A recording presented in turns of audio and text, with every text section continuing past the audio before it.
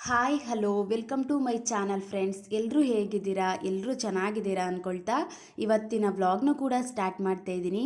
ಈ ವ್ಲಾಗ್ ಏನಾದರೂ ನಿಮಗೆ ಇನ್ ಕೇಸ್ ಇಷ್ಟ ಆಯಿತು ಅಂದರೆ ಪ್ಲೀಸ್ ಒಂದು ಲೈಕ್ ಮಾಡಿ. ಯಾರಾದರೂ ಫಸ್ಟ್ ಟೈಮ್ ನೋಡ್ತಿದ್ರೆ ಸಬ್ಸ್ಕ್ರೈಬ್ ಮಾಡಿಕೊಂಡು ವಿಡಿಯೋನ ನೋಡಿ. ನಾನಿವತ್ತು ಮಾರ್ನಿಂಗಿಂದನೇ ವ್ಲಾಗ್ನ ಸ್ಟಾರ್ಟ್ ಮಾಡ್ತಾ ಇದ್ದೀನಿ.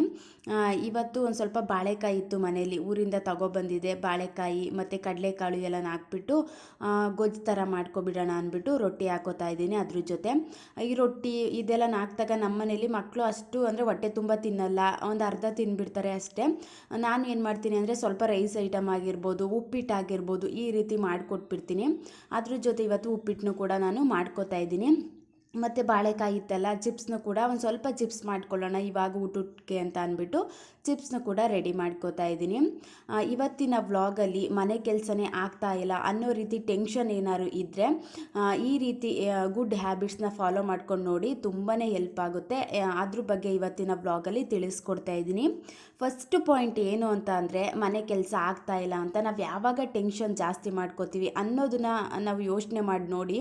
ನಾವು ಯಾವಾಗ ಜಾಸ್ತಿ ಟೆನ್ಷನ್ ಮಾಡ್ಕೋತೀವಿ, ಮನೆ ಕೆಲಸ ಆಗಿಲ್ಲ, ಆ ಕೆಲಸ ಆಗಿಲ್ಲ, ಈ ಕೆಲಸ ಆಗಿಲ್ಲ ಅಂತ ಯಾವಾಗ ಒಂದು ರೀತಿ ಗಡಿಬಿಡಿ ಮಾಡ್ಕೋತೀವಿ ಅಂದರೆ, ನಾವು ಯಾವಾಗ ಒಂದು ಟೈಮ್ ವೇಸ್ಟಿಂಗ್ ಹ್ಯಾಬಿಟ್ಸ್ನ ನಾವು ಫಾಲೋ ಮಾಡ್ಕೋತಾ ಬಂದಿರ್ತೀವಿ, ಆವಾಗಲೇ ನಾವು ಮನೆ ಕೆಲಸ ಆಗಿಲ್ಲ, ಆ ಕೆಲಸ ಆಗಿಲ್ಲ, ಈ ಕೆಲಸ ಆಗಿಲ್ಲ ಅಂತ ತುಂಬ ಒಂದು ಟೆನ್ಷನ್ ಮಾಡ್ಕೊಳ್ಳೋದಕ್ಕೆ ಸ್ಟಾರ್ಟ್ ಮಾಡ್ಕೋತೀವಿ.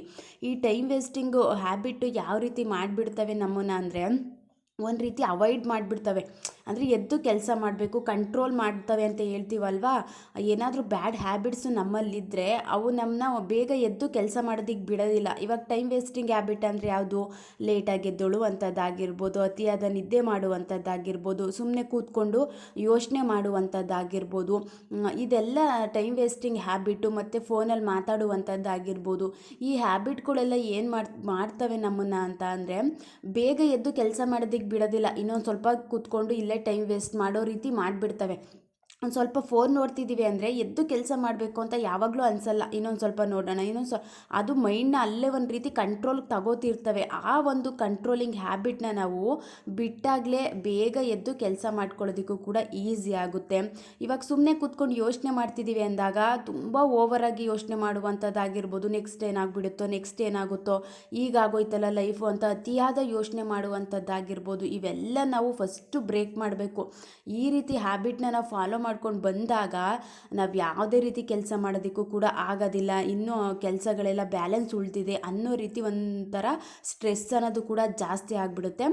ಈ ಹ್ಯಾಬಿಟ್ನ ಬ್ರೇಕ್ ಮಾಡಿ ನೋಡಿ, ಮನೆ ಕೆಲಸ ಆಗಿರ್ಬೋದು, ಬೇರೆ ಕೆಲಸ ಆಗಿರ್ಬೋದು, ತುಂಬ ಈಸಿಯಾಗಿ ಯಾವುದೇ ರೀತಿ ಒಂದು ರೀತಿ ಒತ್ತಡ ಅನ್ನೋದು ಜಾಸ್ತಿ ಮಾಡ್ಕೊಳ್ದೇ ತುಂಬ ಚೆನ್ನಾಗಿ ಕೆಲಸನ ಮಾಡ್ಕೋಬೋದು. ಇದು ಫಸ್ಟ್ ಪಾಯಿಂಟು. ನಮ್ಮಲ್ಲಿ ಒಂದಿಷ್ಟು ಅವಾಯ್ಡ್ ಮಾಡುವಂಥ ಹ್ಯಾಬಿಟ್ ಇದೆ ಅಂದಾಗ ಅವನ್ನೆಲ್ಲ ನಾವು ತೆಗೆದಾಕಬೇಕು. ಅದನ್ನೇ ನಾವು ಇಟ್ಕೊಂಡು ಆ ಕೆಲಸ ಮಾಡ್ತೀವಿ, ಈ ಕೆಲಸ ಮಾಡ್ತೀವಿ ಅಂದರೆ ಯಾವುದನ್ನು ಕಂಪ್ಲೀಟ್ ಮಾಡೋದಿಲ್ಲ.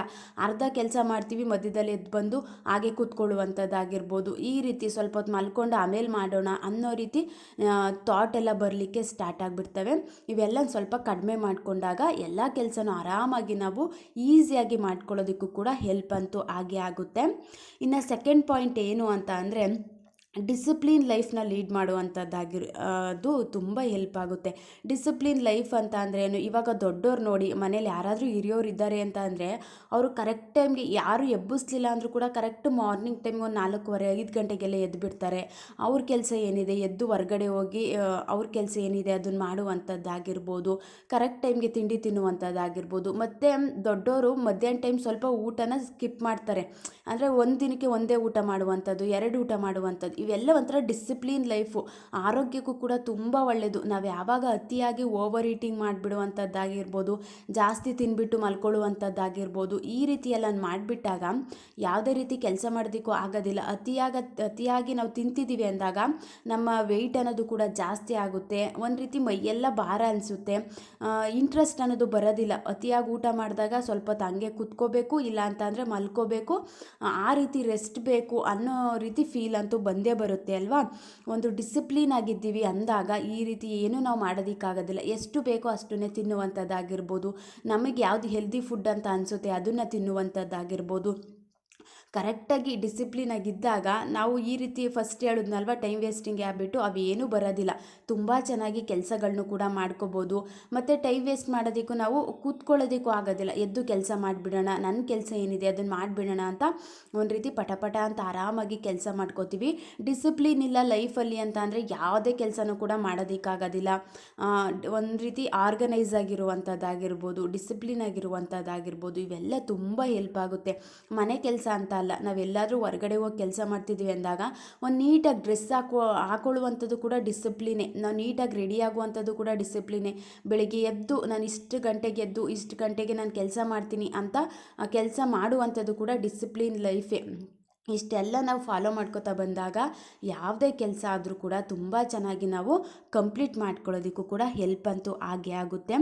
ನೆಕ್ಸ್ಟ್ ಪಾಯಿಂಟ್ ಏನು ಅಂತ ಅಂದರೆ, ಆದಷ್ಟು ಯಾವುದಾದ್ರೂ ಒಂದು ಕೆಲಸನ ಸ್ಟಾರ್ಟ್ ಮಾಡ್ಕೊಂಡ್ಮೇಲೆ ಅದನ್ನು ಕಂಪ್ಲೀಟ್ ಮಾಡೋವರೆಗೂ ಕೂಡ ಬೇರೆ ಕೆಲಸನ ಮಾಡಬೇಡಿ. ಮತ್ತು ಮಧ್ಯದಲ್ಲಿ ಯಾವುದಾದ್ರೂ ಕೆಟ್ಟ ಅಭ್ಯಾಸನ ಫಾಲೋ ಮಾಡ್ತಿದ್ದೀರಿ ಅಂದರೆ ಅದನ್ನು ಕೂಡ ಸ್ವಲ್ಪ ಕಡಿಮೆ ಮಾಡಿಕೊಂಡಾಗ, ಅಂತ ಅಂದರೆ ಒಂದು ಕೆಲಸ ಮಾಡಿಬಿಟ್ಟು ನೆಕ್ಸ್ಟ್ ಏನೋ ಒಂದು ಸ್ವಲ್ಪ ಮಾಡುವಂಥದ್ದಾಗಿರ್ಬೋದು, ಇನ್ನೊಂದು ಸ್ವಲ್ಪ ಮಾಡುವಂಥದ್ದಾಗಿರ್ಬೋದು.